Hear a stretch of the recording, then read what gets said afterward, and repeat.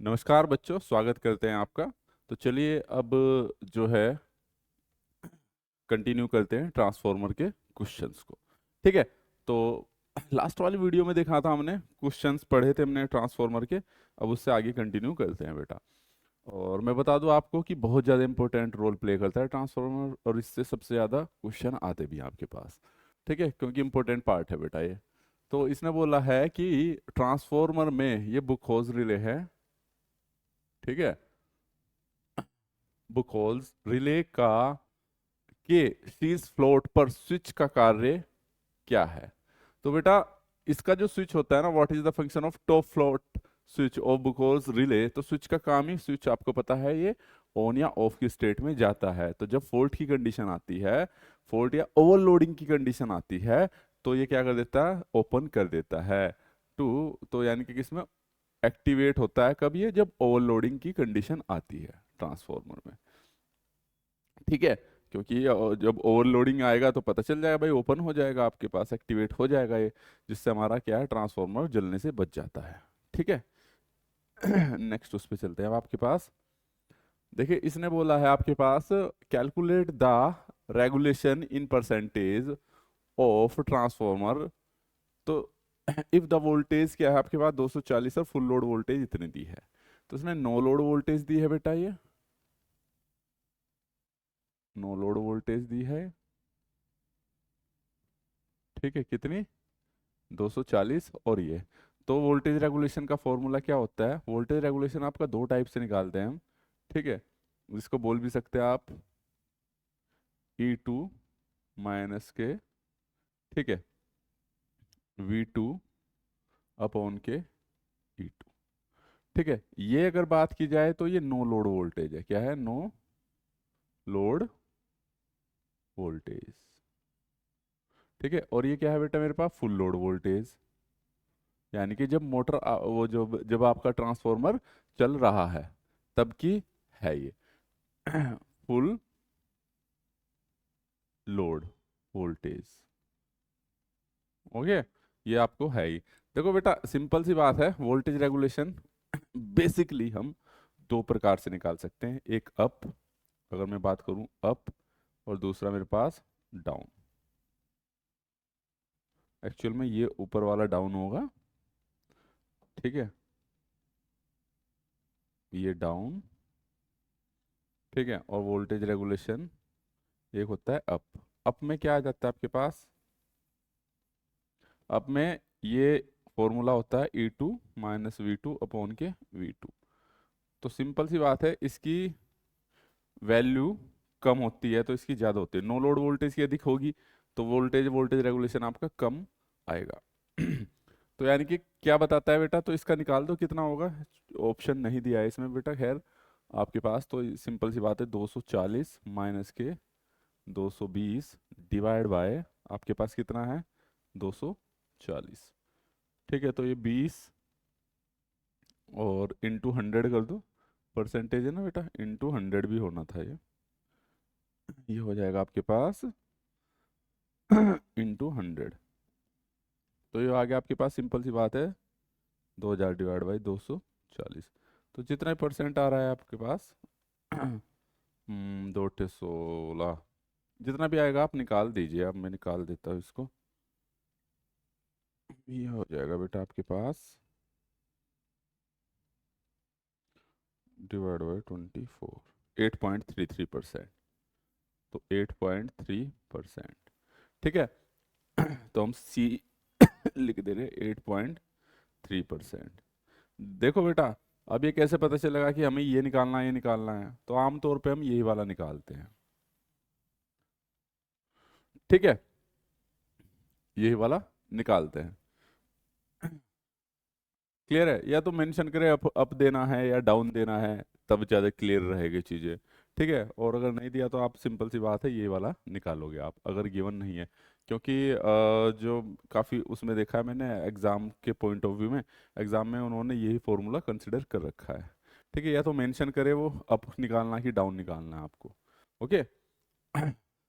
तो चलिए आगे बढ़ते हैं, 8.33। अच्छा मैं एक चीज़ और बता दूं यहाँ पे बेटा, एक दो पॉइंट और। अगर मैं बात करी जाए आइडियल ट्रांसफॉर्मर, आइडियल ट्रांसफॉर्मर, ठीक है, इसका वोल्टेज रेगुलेशन पूछ लिया जाए तो कितना होना चाहिए बेटा? हम तो चाहते हैं कि जो नो लोड वोल्टेज है वही मेरी लोड पे वोल्टेज रहे, भाई ट्रांसफॉर्मर में वोल्टेज ड्रॉप ना ही हो, तभी तो बेटर रहेगा। तो मेरे हिसाब से वोल्टेज, अगर मैं बात करूँ वोल्टेज रेगुलेशन कितना होना चाहिए? शून्य, आइडियल केस में। और अगर मैं बात करूँ प्रैक्टिकल केस में, प्रैक्टिकल के केस में बेटा कितना होना चाहिए आपके पास? मिनिमम, शून्य तो हो नहीं सकता, कम से कम, कम से कम, ये सारी चीजें आपके पास होनी चाहिए। क्लियर है? वोल्टेज रेगुलेशन जितना अच्छा होगा, ठीक है, उतनी टर्मिनल पे वोल्टेज आपको उतनी ही बेहतर मिलेगी। चलिए नेक्स्ट क्वेश्चन देखिए क्या कहता है। एक आइडियल ट्रांसफॉर्मर है बेटा, ठीक है, इसकी प्राइमरी में फेरे यानी कि प्राइमरी में number of turn, that means इसने क्या दे दिया मेरे को? N1 ले लेते हैं हम, NP भी बोल सकते हैं, ले लीजिए, ठीक है। यानी कि प्राइमरी में है तो दैट मीन्स सिंपल सी बात है, इनपुट वाले एंड की बात कर रहा है, ठीक है। कितने? 1000, ठीक है। एंड 50 टर्न्स ऑन सेकेंडरी, और द्वितीयक में है इसके पास बेटा NS, सेकेंडरी में 50 है आपके पास। प्राइमरी पर जो वोल्टेज है, कहने का मतलब यहाँ पे, चलो ले ही लेते हैं हम, है ना, ये इसने बोला है 200 वोल्ट है, और इसने मेंशन भी किया RMS है बेटा, ठीक है। इधर 1000 टर्न हो गए और इधर 50 टर्न हो गए, ये वाले है ना, ये वाले, ओके। तो इसने क्या बोला है कि ये है भाई आपके पास, और इसने बोला है कि प्राइमरी में 200 RMS है और लोड 5 ओम है। आपके पास कितना है बेटा? 5 ओम है। तो क्या पूछा इसने? आइडियल ट्रांसफॉर्मर टर्न्स इतने हैं, लोड रेजिस्टेंस 50 ओम है, driving voltage primary side, calculate the input power. तो बेटा इसने क्या पूछा? इनपुट पावर पूछा है। तो सिंपल सी है, देखो हमें पता है कि इनपुट पावर और आउटपुट पावर हमारी क्या रहती है बेटा? बराबर रहती है, ठीक है। तो पावर का तो सिंपल से, अगर मैं बात की जाए, V1 है, I1 है, इजकल टू क्या होता है? V2 है, I2 है। तो जो इनपुट होगी वही आउटपुट होगी, जो इनपुट होगी वही आउटपुट होगी। इसने बोला कि लोड रेजिस्टेंस 5 ओम है, ओके। तो मुझे पता है कि यहाँ पे 200 वोल्ट है, तो बेटा इधर जो क्या आएगा मेरे पास, मैं वोल्टेज निकाल सकता हूँ इसकी। वोल्टेज में क्यों नहीं निकाल सकता? निकाल सकता हूँ, या इधर की करंट निकाल लो आप, ठीक है। चॉइस आपके ऊपर है, कुछ भी कर सकते हैं। तो चलिए हम इधर का ले ले रहे हैं, ठीक है। तो मेरे पास जो V2 रहेगा, अगर मेरे पास क्या होता है, V2 अपॉन के V1 is equal to N2 upon के N1। तो चलिए V2 क्या आ जाएगा आपके पास? N2 अपॉन के N1 इंटू V1, ठीक है। N2 कितना है बेटा? 50 डिवाइड बाय 1000 इंटू V1 200 है ना, ये कट गया, इससे भी ये कट गया, तो 10 वोल्ट आया बेटा। कितना आया? 10 वोल्ट, यानी कि इधर जो वोल्टेज रही होगी मेरे पास 10 वोल्ट रही होगी। अब 10 वोल्ट ये यहाँ जनरेट कर रहा है, तो इस पे कितनी अप्लाई है? 10 वोल्ट है। तो मैं क्या I2 निकाल सकता हूँ? V2 अपॉन के R, है ना। इसके अक्रॉस मुझे वोल्टेज पता चलेगी 10/5, तो कितना आ गया? 2 एम्पियर। तो अब मेरे पास ये वाली पावर आ गई ना, V2 I2, तो 10 इंटू 2 20 वोल्ट। अब इधर भी निकाल लोगे तो भी उतनी आएगी, इधर करंट कम हो जाएगी आपके पास। तो 20 वाट देख लीजिए, इसकी पावर का कैलकुलेशन क्या हो जाएगा? 20 वाट हो जाएगा। तरीके और भी थे, आप इसमें आई निकालते, देखो बेटा इधर भी आई निकाल सकते थे, तब भी कर सकते थे आप, ठीक है। चलिए इम्पीडेंस शिफ्टिंग से भी कर सकते थे, है ना। हवा कहाँ जा रही है इसकी भाई?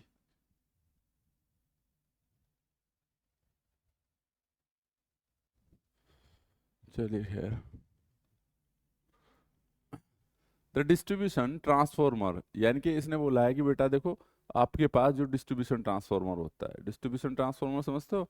आपके कनेक्शन जिस ट्रांसफॉर्मर से आ रहे होते हैं आपके घरों में, वो डिस्ट्रीब्यूशन ट्रांसफॉर्मर होता है। तो वो किस में कनेक्ट होता है, वो क्या होता है आपके पास, अच्छा मैं बता दूं, तो वो होता है बेटा आपके पास स्टेप डाउन, क्योंकि आपके पास वो ट्रांसफॉर्मर में जो फीडर से सप्लाई आ रही होती है 3 फेज की, कितनी आ रही होती है, वो 11 kV आ रही होती है। और ये ट्रांसफॉर्मर है ना, और यहाँ से क्या निकलते हैं आपके पास 3 फेज और एक न्यूट्रल, ये तो निकलता है ना। इन्हीं से तो कनेक्शन लेते हो आप भाई, एक किसी ने इस फेज से ले लिया रेस्पेक्ट में किसके, न्यूट्रल के साथ में। तो क्या होता है 11 kV को कितने में बदलता है बेटा, फेज टू फेज में ये 400 वोल्ट में, ठीक है, और इसमें लगभग 230 वोल्ट में सिंगल फेज में। ये 3 फेज में लेता है और ये सिंगल फेज में, यही तो सप्लाई देता है।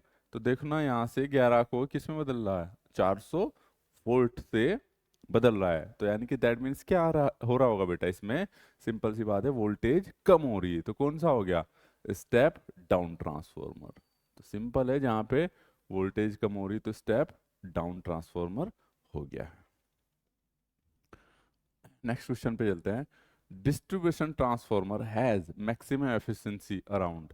तो इसने बोला है कि भाई जो डिस्ट्रीब्यूशन ट्रांसफॉर्मर है उसकी जो मैक्सिमम एफिशिएंसी होती है वो किस पे रहती है आपके पास, फुल लोड पे, नियर लोड पे, क्या बोलते हैं, या 50% लोड पे, या नन ऑफ दीज।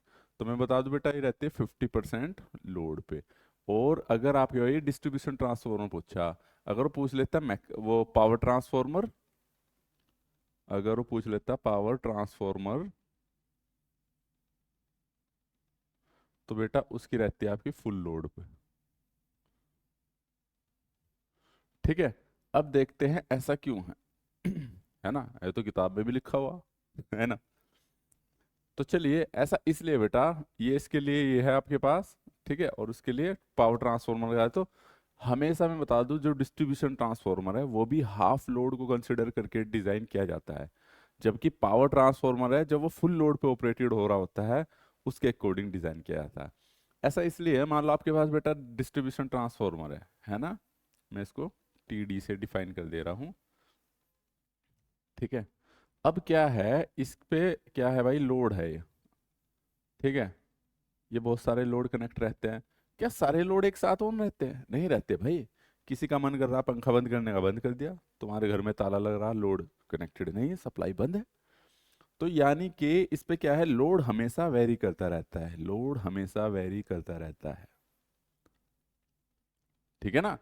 लोड हमेशा क्या करता रहता है, वेरी करता रहता है, ठीक है। और जो पावर ट्रांसफॉर्मर है, पावर ट्रांसफॉर्मर में क्या है, आपके पास हमेशा लोड प्राइमरी से कनेक्ट है, दूसरा सेकेंडरी से, ये हमेशा प्राइमरी और सेकेंडरी कनेक्टेड रहती है इस पे, प्राइमरी और सेकेंडरी तो हमेशा कनेक्टेड रहती है, ठीक है। और उस पे फुल लोड पे ही काम कर रहा होता है ट्रांसफॉर्मर, ये तो पूरी पावर दे रहा होता है आपके पास। तो इसलिए इसको फुल लोड पे डिजाइन किया जाता है, इसको हाफ लोड पे क्या किया जाता है, डिजाइन किया जाता है, क्लियर है। और लो आपको पता है कि लोड बढ़ने पे जो है आपके पास बेटा ट्रांसफॉर्मर के क्या होते हैं, कॉपर लॉसेस बढ़ते हैं। तो अब फुल लोड पे करेंगे तो इसके आयरन लॉसेस भी उतने रखने पड़ेंगे, हमने पढ़ी ना कंडीशन, मैक्सिमम एफिशिएंसी की कंडीशन क्या रहती है ट्रांसफॉर्मर की, कि जब मेरे पास कॉपर लॉसेस आयरन लॉसेस के बराबर रखने पड़ते हैं, ठीक है। चलिए, तो कहाँ थे हम, नेक्स्ट उस पे आते हैं आपके पास बेटा, करंट ट्रांसफॉर्मर प्रयुक्त किए जाते हैं। जो करंट ट्रांसफॉर्मर है बेटा, आपको पता है कि करंट ट्रांसफॉर्मर का क्या काम है आपके पास, करंट ट्रांसफॉर्मर का ये काम है कि हर जगह आप वोल्ट मीटर नहीं लगा सकते भाई, हर जगह वोल्ट मीटर नहीं लगा सकते हैं, क्योंकि वहां पे वोल्टेज बहुत ज्यादा हाई रहती है, वो फट जाएगा। तो वहां पे क्या करते हैं हम, करंट ट्रांसफॉर्मर या पोटेंशियल ट्रांसफॉर्मर का काम करते हैं, और इसका काम होता है कि हाई करंट को मेजर करना, पोटेंशियल ट्रांसफॉर्मर का हाई उसको, तो changing the current in distribution, ठीक है, for measure high alternating current, तो करंट ट्रांसफॉर्मर है। तो बेटा इसको हम किसके लिए यूज करते हैं, अधिक करंट को मेजर करने के लिए, ठीक है। तो इसको कनेक्ट भी कैसे करते हैं आप, सिंपल सी बात है, मान लो ये लाइन आ रही है, ये क्या आ रही है, लाइन, तो इसकी जो प्राइमरी होगी वो यहाँ से कनेक्ट होगी, और जो सेकेंडरी होगी वो यहाँ से, ठीक है। अब सिंपल सी बात है, अगर देखा जाए, ठीक है, ये क्या होता है, इसको CTB बोलते हो आप बेटा, ये क्या बोलते हो इसको आप, CTB बोल देते हो, करंट ट्रांसफॉर्मर। ठीक है, अब ये तो जारी होते है, ये लोड लगा होता है आपके पास, इसको फिट कर दिया आपने। ओके, अब ये CT होता करंट ट्रांसफॉर्मर है। अब ध्यान देने की बात है, और इसकी रेटिंग जो शो करती है 0 से 5 एम्पियर के बीच में शो करता है। तो सिंपल सी बात है, अब इधर तो करंट आपकी क्या है, अगर मैं लाइन करंट की बात करूँ, इधर करंट ज़्यादा है, यहाँ बहुत ज़्यादा करंट है, और इधर करंट मेरी क्या रहनी है, जो इसमें आई ए में आएगी या आई सी में आएगी, जो लोड पे आएगी, ये कम आनी है। तो कम कब आएगी, जब इधर की वोल्टेज हाई होगी। जब इधर की वोल्टेज हाई होगी तभी तो वोल्टेज हाई होगी, तभी तो करंट लो होगी। दैट मीन्स मुझे साफ पता चल रहा है कि अगर वोल्टेज हाई है तो कौन सा ट्रांसफॉर्मर हो गया बेटा, स्टेप अप। तो ये भी पूछ लेता है कि करंट ट्रांसफॉर्मर में, ठीक है, ट्रांसफॉर्मर जो यूज होता है वो स्टेप अप होता है, स्टेप डाउन। यहाँ पे स्टेप अप है, उसमें स्टेप डाउन यूज होगा पोटेंशियल ट्रांसफॉर्मर में। और ये लोड के साथ, आपके साथ बेटा, लोड के साथ ये सीरीज में कनेक्ट होता है। ठीक है, तो यहीं से CT के जितने सवाल बनते हैं ना, सारे के सारे करा दिए हैं बेटा आपको। ठीक है, तो चलिए, जितने और पॉइंट्स बनते थे वो मैंने करा दिए इसमें, इस टाइप के भी बनते हैं। चलिए, which loss transformer is determine the short circuit test. इसने बोला है कि भाई शॉर्ट सर्किट टेस्ट में हम क्या करते हैं, कौन से लॉसेस फाइंड आउट करने के लिए करते हैं। तो ट्रांसफॉर्मर में क्या होता है बेटा, सिंपल सी बात है, एक प्राइमरी होगी और दूसरी मेरे पास सेकेंडरी होगी। ठीक है, तो इसको हम शॉर्ट कर देते हैं यहाँ से, इसी को हम शॉर्ट सर्किट टेस्ट बोलते हैं। अब शॉर्ट क्यों करते हैं, ताकि इसमें भाई करंट फ्लो करा सके। अब कितनी करंट फ्लो कराएंगे हम इसमें, जो इसकी रेटेड करंट होगी, और उसके लिए हम यहाँ पे वोल्टेज देते हैं, VSC बोलते हैं इसको। ठीक है, और इसको इतनी वोल्टेज देते हैं कि इसमें फुल लोड करंट फ्लो होने लग जाए। तो ये किस लिए करते हैं, जब इधर भी करंट फ्लो हो रही है तो इधर भी तो करंट फ्लो होगी, I1। तो यहाँ से जब इसमें भी मुझे I1 पता, I2 पता है, तो मैं कौन से लॉसेस पता करूँगा, I2R लॉसेस पता कर लेंगे ना भाई। करंट के साथ I2R लॉसेस, ये कौन से लॉसेस होते हैं, कॉपर लॉसेस होते हैं। ठीक है बेटा, कॉपर लॉसेस होते हैं। अब इसमें ये भी आता है आपके पास कि बेटा इसको शॉर्ट किसको करते हैं हम, तो इसकी LV साइड को शॉर्ट करते हैं इसमें। ठीक है, HV साइड की तरफ मेजरमेंट होता है। और अगर मैं बात करता हूँ ओपन सर्किट टेस्ट की, ओपन सर्किट टेस्ट में उल्टा होता है, HV साइड को ओपन रखते हैं हम और LV साइड को की तरफ मेजरमेंट करते हैं। तो ये भी क्वेश्चन बनते हैं आपके पास। ठीक है, LV का मतलब लो वोल्टेज, HV का मतलब हाई वोल्टेज। तो उम्मीद करता हूँ क्वेश्चन के कंफ्यूजन और जितने भी पॉसिबिलिटी, मैं बार बार बोलता हूँ कि हमारे सवाल में ये नहीं कि बस डायरेक्ट एक ही का जवाब दिया बेटा और आगे बढ़ गए। ठीक है, विद कॉन्सेप्ट के साथ बताया जाएगा बिल्कुल। और मैं चाहता हूं कि आप इस प्रकार के एक भी सवाल को ना छोड़े किसी भी कंपटीशन एग्जाम में। ठीक है, तो चलिए नेक्स्ट क्वेश्चन पे चलते हैं अब आपके पास, देखिए वो क्या कहता है। एक ट्रांसफॉर्मर में 400 वाट के आयरन लॉसेज है, ठीक है, संपूर्ण लोड पे। ठीक है, फुल लोड पे, इसने बोल भी दिया संपूर्ण लोड पर एक ट्रांसफॉर्मर के 400 वाट है लॉसेस। तो हाफ लोड पे कितना होगा। तो हाफ लोड होने का मतलब मैंने पहले बता रखा है बेटा, हाफ लोड होने का मतलब है करंट भी आधा हो जाएगा। ओके, लेकिन ये कौन से लॉसेस बोला इसने, तो आयरन लॉसेस बोला। आयरन लॉसेस किस में आते हैं, कांस्टेंट लॉसेस में आते हैं, उनका लोड पर कोई भी प्रभाव नहीं पड़ता है। तो सारे के सारे क्या रहेंगे आपके पास, कांस्टेंट ही रहेंगे, चाहे लोड बढ़े या घटे। तो भाई उसका तो आयरन लॉसेस क्या रहने वाले हैं, 400 ही रहने वाले हैं। बस ये आपको गुमराह करने के लिए दिया गया है कि बच्चे को क्वेश्चंस आता भी है या नहीं आता है।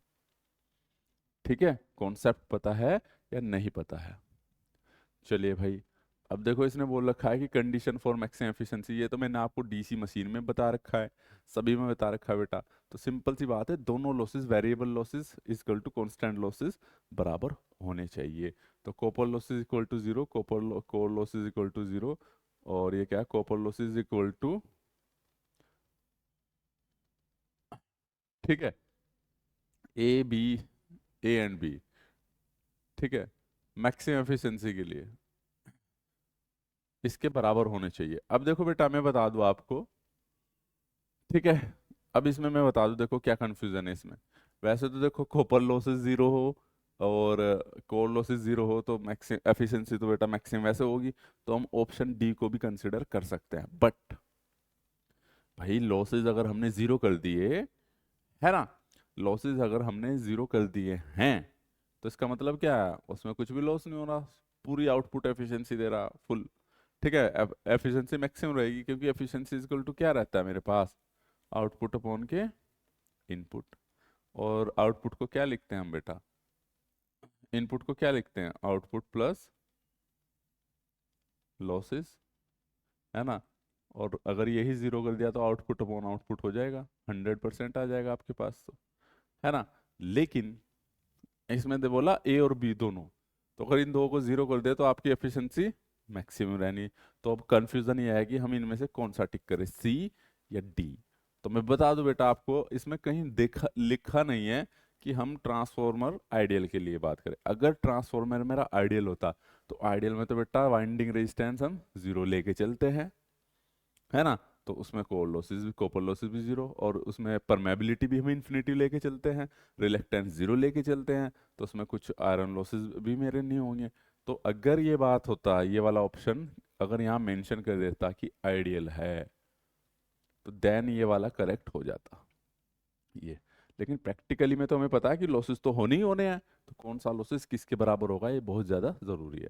तो इसलिए राइट आंसर कौन सा होगा, ये होगा। तो क्वेश्चन कर करके कंफ्यूजन भी काफ़ी दूर होता रहता है बेटा। ठीक है, कि आप जो गलती कर सकते हो, क्योंकि हो जाती है गलती।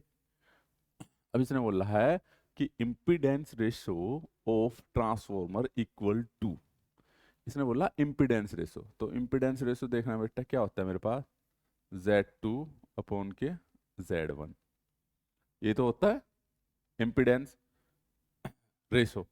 अगर बात की जाए impedance ratio square transformer transformation ratio, तो देखते हैं चलो इम्पीडेंस रेशो क्या होता है मेरे पास। Z2 को मैं कैसे डिफाइन करता हूँ बेटा, सिंपल सी बात है, अगर मैं V2 I2 से डिफाइन करूंगा मैं, ये तो रहेगा मेरे पास V2 I V अपॉन के I, यही तो रहने वाला है इसमें इम्पीडेंस रेशो।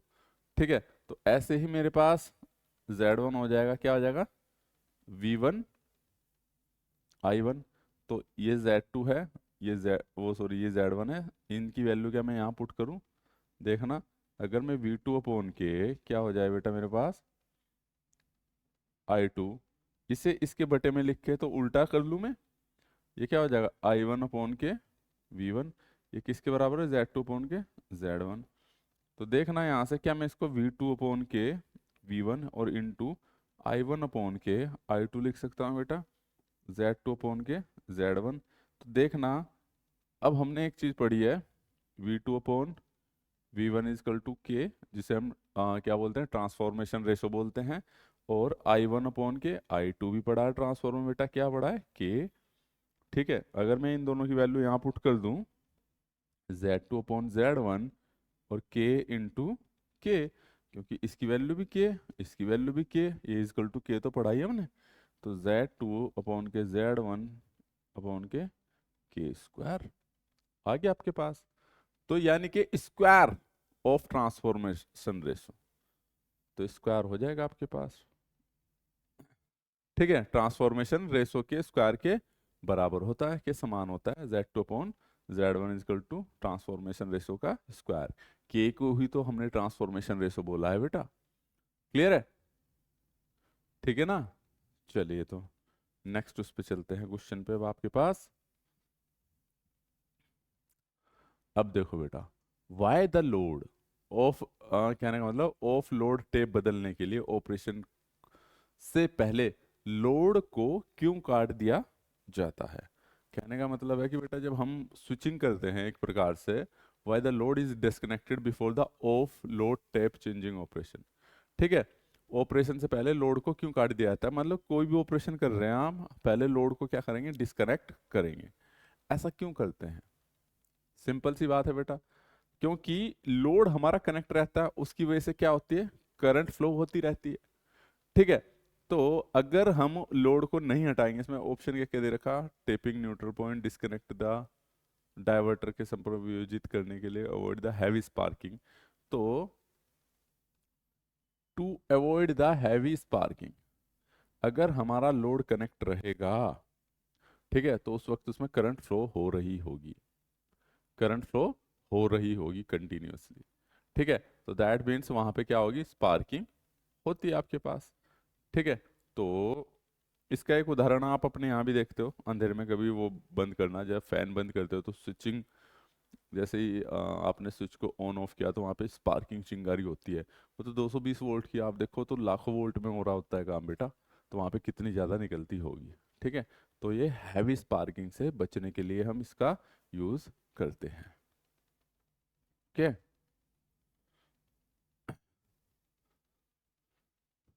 हम्म इसने बोला है कि पावर ट्रांसफार्मर पर लगे हुए ब्रीदर, ब्रेदर नहीं ब्रीदर है बेटा ये, में नमी को कैसे नियंत्रित किया जाता है।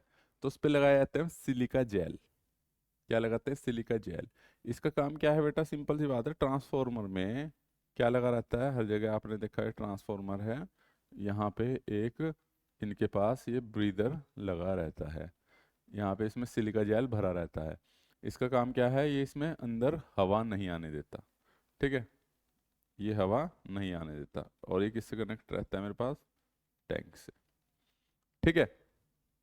ये हवा नहीं आने देता, क्योंकि हवा अगर पहुंच गई तो अंदर नमी आ जाएगी, और नमी अगर अंदर पहुंच गई, नमी अगर अंदर पहुंच गई तो सिंपल सी बात है उसका इंसुलेशन फेल हो जाएगा। तो इससे बचाने का काम सिलिका जेल करता है, ओके। नेक्स्ट क्वेश्चन पे आते हैं, which of power loss is assessed by the open circuit test. तो मैंने बताया था आपको बेटा कि ओपन सर्किट टेस्ट के द्वारा किस हानि का आकलन किया जाता है, यानी कि कौन से लॉसेस को पता लगाया जाता है। तो इसने कौन सा पूछा, ओपन सर्किट टेस्ट। तो ओपन में क्या था बेटा, बस आपके पास हमने बताया भी था, एक शॉर्ट सर्किट टेस्ट बताया था अभी, ओपन का मतलब सेकेंडरी कर दिया ओपन, ठीक है। और इधर कर लिया हमने मेजरमेंट, वोल्ट मीटर, एमीटर और वाट मीटर वगैरह सब लगा के बेटा, ठीक है।